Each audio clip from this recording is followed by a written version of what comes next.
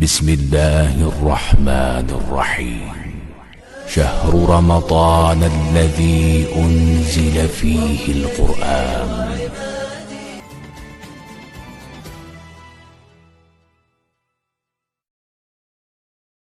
الرجیم بسم اللہ الرحمن الرحیم۔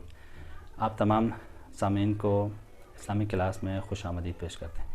آپ سب بخوبی واقف ہیں کہ ہم ان کلاسز میں احکام شرعی ماہ مبارک رمضان کے کچھ مسائل آپ کی خدمت میں بیان کر رہے ہیں۔ آج کے اس ویڈیو میں ہم آپ کی خدمت میں بیان کرنے جا رہے ہیں کہ رؤیت ہلال کی اہمیت کیا ہے، ہمیں چاند دیکھنے کی ضرورت کیوں پڑتی ہے، یا کسی بھی قمری مہینے کی پہلی تاریخ کو ثابت کرنے کے راستے کون کون سے ہیں۔ دیکھیے، ماہ مبارک رمضان کے لیے ہم اور آپ قمری مہینہ ہے اور اس کے کبھی 30 دن اور کبھی 29 دن ہوتے ہیں، اس لیے لازم ہے کہ ہم اور آپ مشخص کریں کہ اس کی پہلی تاریخ کون سی ہے۔ کیونکہ اگر ہم اور آپ نہ جانتے ہوں کہ آخر شعبان ہے یا پہلی رمضان ہے اور ہم نے رمضان کی نیت سے روزہ رکھا تو یہ ہمارے اور آپ کے لیے حرام ہے، اور اسی طرح پہلی شوال کو ہم اور آپ اگر روزہ رکھیں تب بھی حرام ہے کیونکہ عید فطر ہے۔ خوب اس ناطے ہم اور آپ کے لیے لازم ہے کہ ہم پہلے ماہ مبارک رمضان کی پہلی تاریخ کو ثابت کریں کہ وہ کس دن ہے، اور وہ ثابت ہوتا ہے چاند دیکھنے سے، رؤیت ہلال سے۔ خوب اب ہم آپ کی خدمت میں بیان کریں گے کہ پہلی تاریخ کو ثابت کرنے کے راستے کون کون سے ہیں۔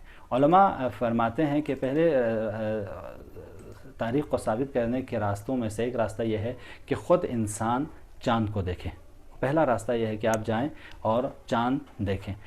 اب یہاں پہ سوال ہوتا ہے کہ کیا ہم اپنی انہی آنکھوں سے دیکھیں چاند کو، یا ٹیلیسکوپ یا باقی دوربین یا باقی وسائل کے ذریعے بھی ہم چاند کو دیکھ سکتے ہیں؟ علماء فرماتے ہیں اگر آپ ٹیلیسکوپ وغیرہ کے ذریعے بھی چاند کو دیکھ رہے ہیں تو وہ بھی معتبر ہے، اس میں بھی کوئی حرج نہیں ہے۔ دوسری چیز ہے کہ دو عادل شخص گواہ تھے، یعنی آپ کو پیاس آئے دو عادل شخص، وہ کہیں کہ ہم نے چاند دیکھا ہے، اور آپ یقین کریں کہ یہ ماہ مبارک رمضان کی پہلی تاریخ ہے۔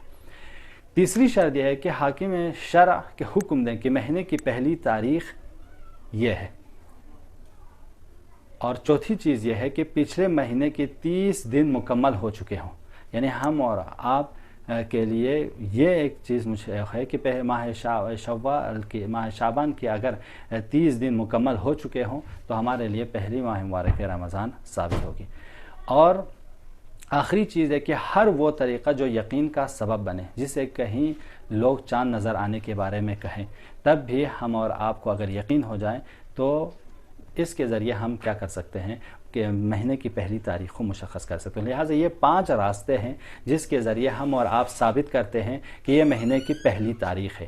اس لیے ہم اور آپ کے لیے کہا جاتا ہے کہ کیا یہ چاند دیکھنا تقلیدی مسئلہ ہے یا نہیں۔ یہاں پہ علماء فرماتے ہیں چاند یا رؤیت ہلال تقلیدی مسئلہ نہیں ہے، بلکہ یہ ایک تشخیص ہے کہ خود مکلف کو چاہیے کہ جا کے چاند کو دیکھیں، اسے خود یقین ہو۔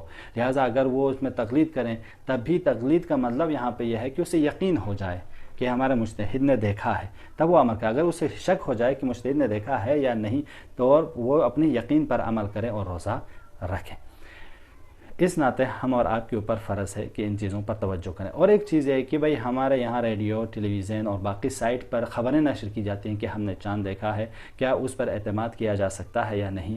تو یہاں پہ علماء فرماتے ہیں اگر وہ یقین آور ہیں کہ آپ کو یقین ہو جائے کہ وہ خبر صحیح ہے تب آپ اس پر عمل کر سکتے ہیں۔ خلاصہ ان راہوں کے ذریعے ہم کسی بھی قمری مہینے کی پہلی تاریخ کو تشخیص دے سکتے ہیں۔ امید ہے کہ یہ مسائل آپ لوگوں کے لیے مفید ثابت ہوں، اور خدا سے دعاگو ہیں کہ ہم اور آپ کو ان مسائل پر عمل کرنے کی توفیق عنایت فرمائیں۔ والسلام علیکم ورحمۃ اللہ وبرکاتہ۔